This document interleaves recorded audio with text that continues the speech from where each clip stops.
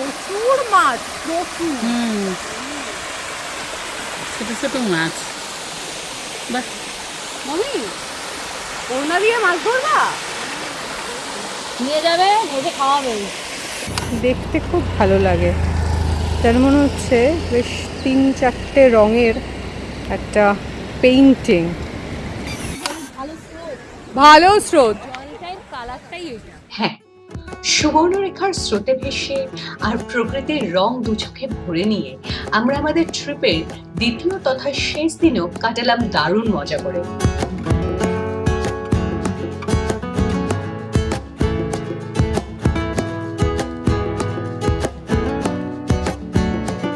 Siddheshwar hilltop, Galudih barrage, রাত মোহনা, লেখক বিভূতিভূষণের বাড়ি গৌরীকুঞ্জ, সূর্য মন্দির, জাদুঘোড়া রঙ্গিনী মাতার মন্দির, বৈষ্ণোদেবী টেম্পল, এসব তো ছিলই, তার সাথে এনার সাথে দেখা হওয়া ছিল একটা উপরি পাওনা। এটা আরেকটা ছোট্ট ছাদ, এই দিকে আরেকটা সিঁড়ি দিয়ে আসা যায়। ব্যাস, আমাদের মিষ্টি মিস দুলছে, খুশি খুশি।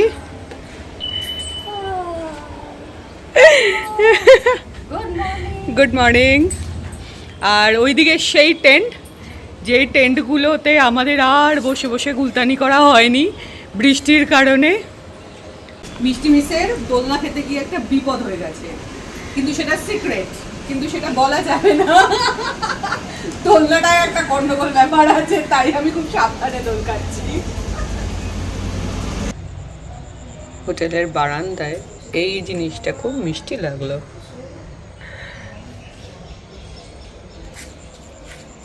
আমাদের 4টে রুম নেওয়া হয়েছে, 2টো রুম 3 জন করে আর 2টো রুম 2 জন করে। এটা একটা 3 জনের রুম, বেশ বড় একটা বেড, সাথে টিভি, টেবিল, আলমারি, আয়না আর বাথরুম। বাথরুমে এখন ইউজ হচ্ছে, সুতরাং এই বাথরুমে কিছু দেখাতে পারছি না। এই 2 জনের রুম, এই ডাবল বেড। প্রত্যেকটা ঘরেই এসি আছে, যদি এসির প্রয়োজন হয় নেওয়া যেতেই পারে, যদিও এখানে যা ওয়েদার একদমই এসির প্রয়োজন হয় না। আর এই বাথরুম, বেসিন, আর এই একটা ড্রেসিং এরিয়ায় একটা আয়নাও রয়েছে। আমাদের আজকের প্রথম ডেস্টিনেশন সূর্য মন্দির। 7টা ঘোড়াওয়ালা রথ, যেটা সূর্য মন্দিরের ইউজুয়াল স্ট্রাকচার। খুব সুন্দর জায়গাটা। সাঁতরানো যাবে বেশ এপার থেকে ওপার। সুবর্ণরেখা নদী, বললাম তো সাঁতরানো যাবে, বেশি গভীর না। হ্যাঁ হ্যাঁ হ্যাঁ। ও ওই পাশে, ওই পারে মানুষজন গরু চড়ছে, আর এই নদীর পাড়ে সূর্য মন্দির। এই বালি পরিষ্কার, যে জল থাকলে জল উঠে পড়ে এত দূর। হ্যাঁ, কি হয়েছে? হ্যাঁ, এই জায়গাটা কি সুন্দর। এবং আমাদেরকে সুবর্ণরেখা রিভার সাইড বলে যেখানে নিয়ে গেল, যেটা ভিউ পয়েন্ট, তার তুলনায় আমার এই জায়গাটা বেশি ভালো লাগছে। সারভাইভ করার জন্য নদীর তলার গাছপালা, পাথর সব দেখা যাচ্ছে, এত স্বচ্ছ।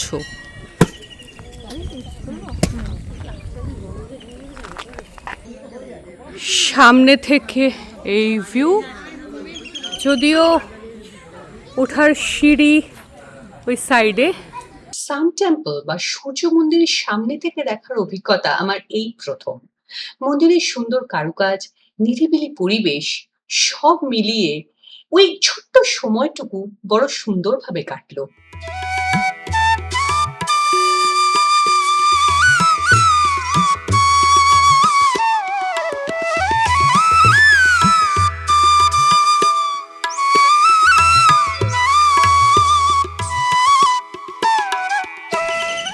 সুন্দর বসার জায়গা রয়েছে, নিরিবিলি সুন্দর একটা জায়গা।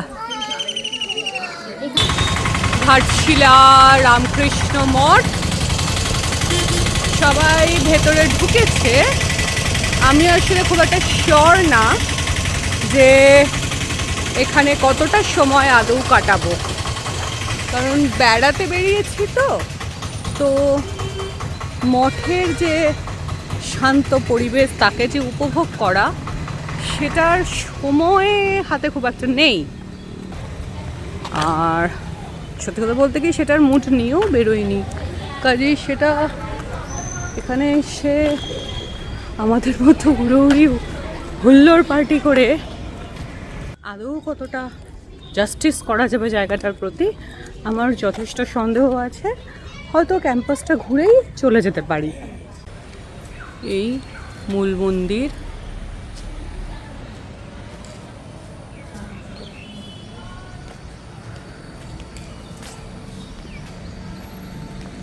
অ্যাজ ইউজুয়াল যেটা আমরা বেলুড় মঠ সহ বিভিন্ন রামকৃষ্ণ মঠে দেখি, খুব সুন্দর করে সাজানো বাগান, সেটা এখানেও আছে। মঙ্কস কোয়ার্টার্স রয়েছে। আর এই মূল মন্দিরের সাইড, এটা বাঁদিক।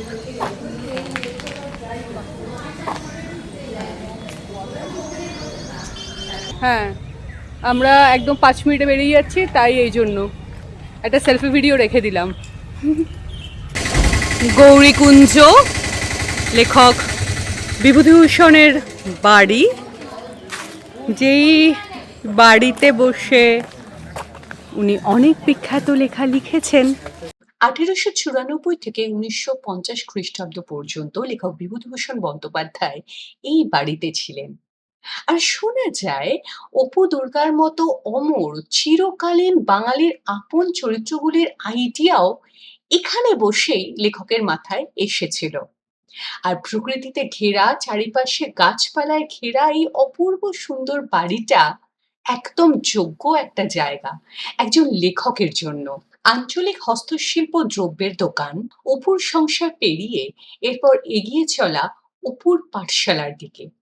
এই যে অপুর পাঠশালা, এখানে সপ্তাহে একদিন প্রতি রবিবার বিনা পারিশ্রমিকে ছোট ছোট ছেলে মেয়েদের বাংলা পড়ানো হয়।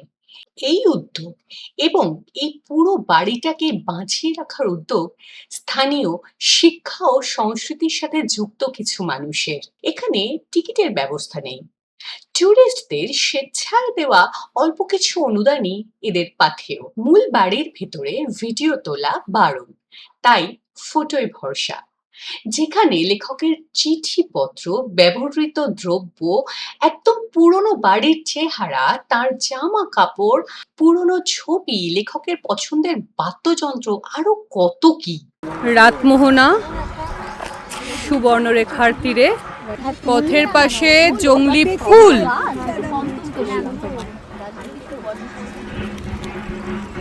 কিন্তু দেখে রীতিমতো এক্সোটিক গাছ এবং ফুল বলেই মনে হচ্ছে।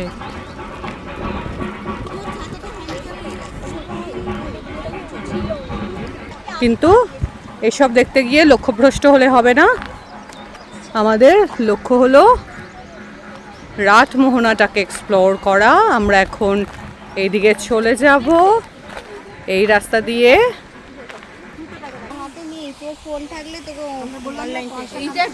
এই ঝর্ণা এই নদীর কাছেই ঝর্ণা। ওই যে আমার মা,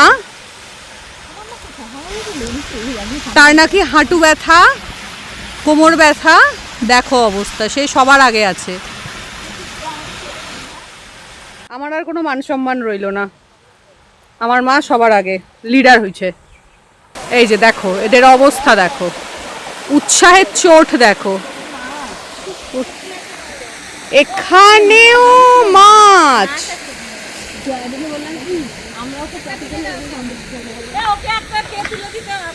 খুব পুচকি পুচকি গুড়ি গুড়ি মাছ। আমি জানি না কতটা দেখা যাচ্ছে।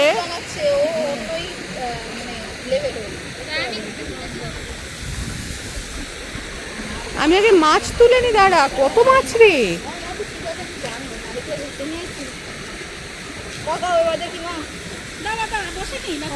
আহা, এমন সুন্দর একটা জায়গা, একটু কেত না মারলে চলে? প্রচুর মাছ, প্রচুর। ছোট ছোট মাছ। বাহ, মামি ওড়না দিয়ে মাছ ধরবা? নিয়ে যাবে, ভেজে খাওয়াবে। হ্যাঁ, কাছের বইনি করে নিয়ে যাবে, জয়াদিকে ভেজে খাওয়াবে তারপরে কালকে।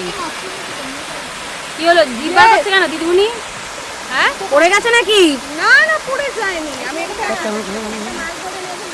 ও যারাই মাছ ধরবে সবাই খুলিনি, জুতো খুলে নিও। এই আমরা আবার নদীর মাঝখান দিয়ে একটা পুরনো ব্রিজ রয়েছে, যেটা দিয়ে পুরো নদী পার হওয়া যেত অবশ্যই এক সময়, কারণ বেশ খানিকটা গিয়ে মাঝখানে ভেঙে গেছে, পরিত্যক্ত ব্রিজ একটা। তো এই রকম নদীর সৌন্দর্য বেশ আলাদা রকম। নিচে পাথরের লেয়ার সমস্ত দেখা যায়, এখান থেকে আমি মাছ দেখতে পাচ্ছি, ব্রিজের ওপর থেকে নদীর মাছগুলোকে দেখা যাচ্ছে।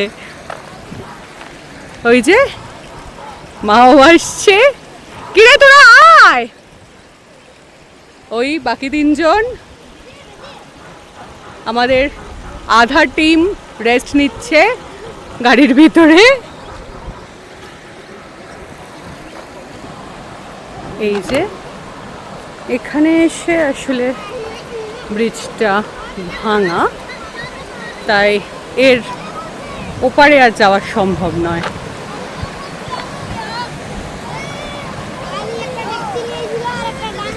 কি পরিষ্কার জল, আমি একটু দেখানোর চেষ্টা করি।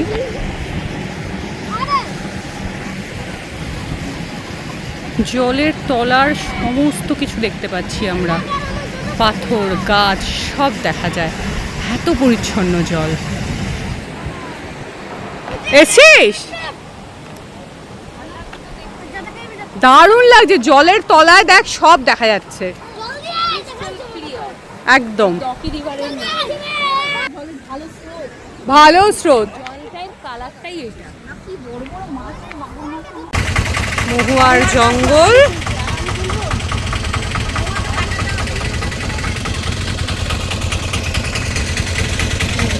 এই যে মহুয়া কুড়িয়ে নিয়েছে। আমরা এখন উঠছি সিদ্ধেশ্বর শিব মন্দির, সিদ্ধেশ্বর হিলটপ, শাল মহুয়ার জঙ্গলের মধ্যে দিয়ে রাস্তা, খুবই ভালো ব্যাপারটা, দেখতে খুব ভালো, চিন্তা করতেও খুব ভালো লাগছে যে আমরা হেঁটে হেঁটে বেশ উঠবো। কিন্তু দুঃখের বিষয় হলো এই মারাত্মক গরমে এই পাহাড় রাস্তায় চড়া ব্যাপারটা ইজি নয়, রীতিমতো কষ্ট হচ্ছে, হবে জানি।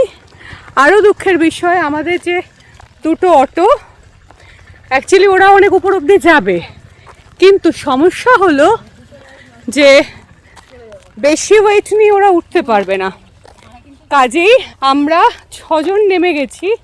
আমরা 6 জন দুটো গাড়ি থেকে নেমে হেঁটে হেঁটে যাচ্ছি, 4 জন গাড়িতে করে উঠছে। আবার খানিক কায়দা, হিলটপে কখন গিয়ে পৌঁছবো তার ঠিক নেই, কিন্তু এর ফাঁকে ভিডিওর ইন্ট্রো এবং কিছু রিল শুট করে নেওয়া অবশ্য পালনীয় কর্তব্য, এই কথা সবাই মানবেন, তাই নয় কি? এই যে বেশি উঠিনি, ওই 200 মিটার মতো বোধহয় উঠে এসেছি, আরও 450 মিটার উঠতে হবে। এই একটা গেস্ট রুম আছে, যেখানে যারা উঠছে, মানে এই সিদ্ধেশ্বরে আসছে, তাদের নাম এন্ট্রি করে এখানে একটা চাঁদা দিতে হয়। বাকি যারা একদম টপ অবধি যাবে, তা না হলে বাকি মেম্বাররা এখানে বসে রেস্ট নিতেই পারে, যেমন আমাদের ওরা 4 জন বসে রেস্ট নিচ্ছে, আর আমরা এবারে উঠে যাব উপরে।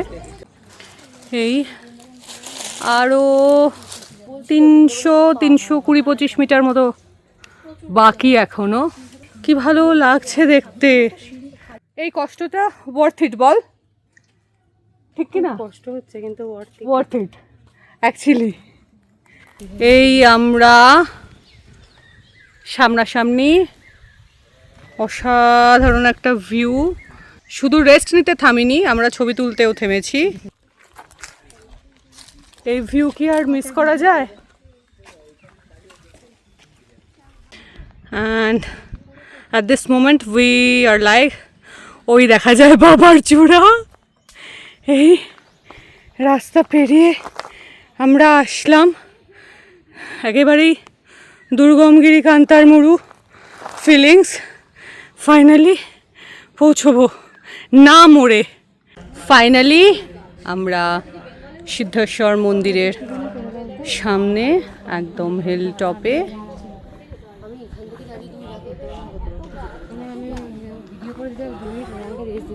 সাধারণ এতটা উপরে জায়গাটা যে সারা ঘাটশিলার একটা দারুণ ভিউ পাওয়া যায়, এটা শুনেছি। কতটা সত্যি উঠে বুঝলাম। এই মন্দিরের পেছন দিক আর পুরো পাহাড় ঘেরা ঘাটশিলা। সত্যি সত্যি ওয়ার্থ ইট। এই যে এতটা সময় আর কষ্ট, পুরোপুরি ওয়ার্থ ইট। এই দূরে দেখা যাচ্ছে, আমরা নিচে সবই দেখতে পাচ্ছি পরিষ্কার। এই বন্ধু দেখা দিয়ে গেল শিব মন্দিরের একদম সামনে। রঙ্কিনী মাতার মন্দির। আমরা কাল যে রঙ্কিনী মায়ের মন্দির দেখেছিলাম, সেটার পরেও রঙ্কিনী মায়ের মন্দির ঘাটশিলায় বলতে সবাই মেনলি যেটা দেখতে আসে সেটা হলো এই মন্দির, যেটা অনেক পুরনো মন্দির এবং বড় জাগ্রত। ছোট্ট ছোট্ট বাঁদরছানা, অনেক বড় বড় বড় বাঁদরও রয়েছে। শিব মন্দির,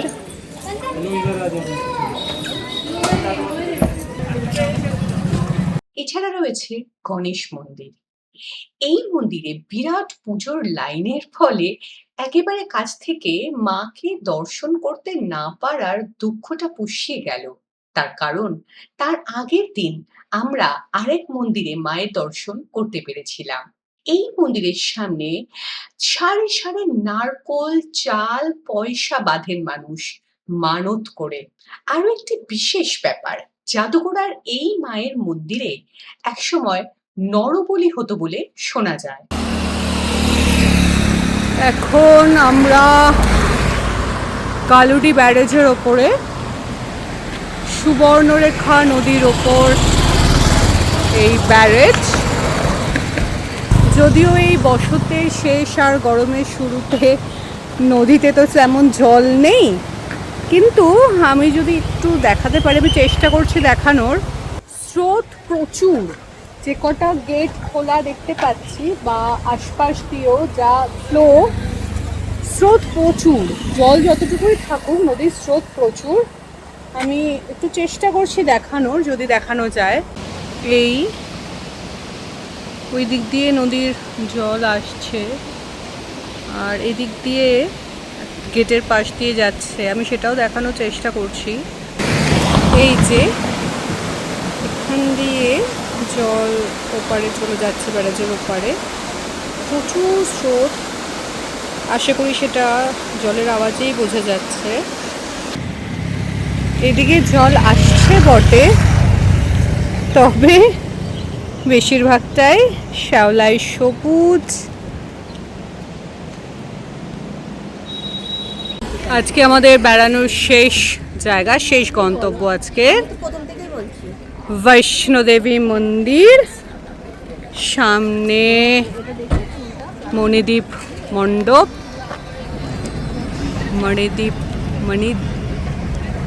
মণিদ্বীপ মণ্ডপম। বাবা, এই বাঙালি চিপে বলাটাও মুশকিল। আর এই বৈষ্ণোদেবী মন্দির।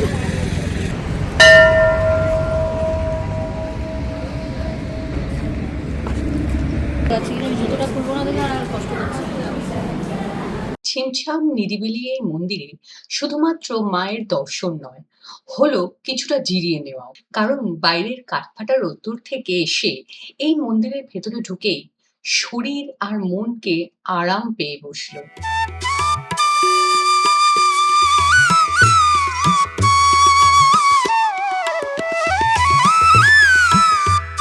বৈষ্ণোদেবীর মূল মন্দিরকে ঘিরে আরো কয়েকটি মন্দির রয়েছে, যেমন শিব পার্বতীর মন্দির, রাধাকৃষ্ণের মন্দির, রাম সীতার মন্দির। সব মন্দির দর্শন করে এবং আরো কিছুক্ষণ জিরিয়ে নেওয়ার পর মন্দির প্রদক্ষিণ করে তারপর আমরা বেরিয়ে পড়লাম।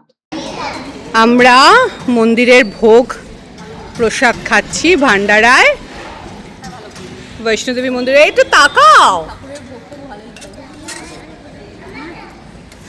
এটা দেখাবেন না? এই তো সব দেখা যাচ্ছে। খিচুড়ি আর চাটনি, মিষ্টি আলুর চাটনি। মিষ্টি আলু চাটনি। ও আচ্ছা, এটা আমার কাছে অন্তত নতুন, মানে প্রথম এক্সপিরিয়েন্স আমার কোনো মন্দিরে এসে ভান্ডারাতে খাওয়া। তো আমরা খুব এক্সাইটেড হয়েই বসে পড়েছি। লাঞ্চ হয়েও নি আমাদের এখনো, তো এটা একটা উপরি পাওনা। যে সুয়েলিকা মিস আমাদের, যার নতুন নাম হয়েছে পাথর কুড়ানি মিস। মিসের সাবজেক্ট ভূগোল, তাই যেখানেই পাথর দেখছে কুড়াচ্ছে। আমরা বেরিয়ে টেরিয়ে এসে গেছি, আবার হোটেলেই ফেরত আসতে হলো কারণ ট্রেন লেট এখান থেকে।